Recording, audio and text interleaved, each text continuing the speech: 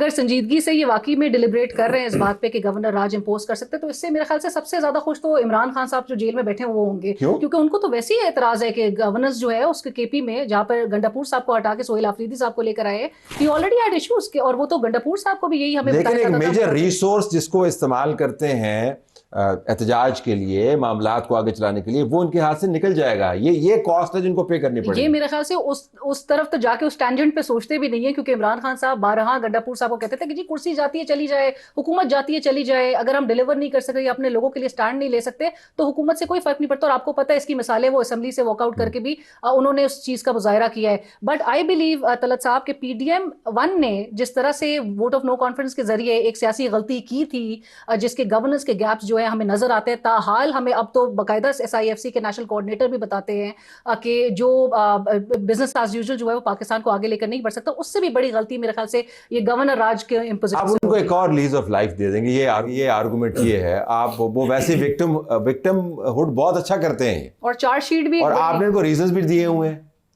अब आप गवर्नर राज अगर लगता है तो इनको बड़ा फायदा होगा। वो तो कहेंगे जी आपने हमारे चीफ मिनिस्टर को काम ही नहीं करने दिया, तो लिहाजा ना लगाएं।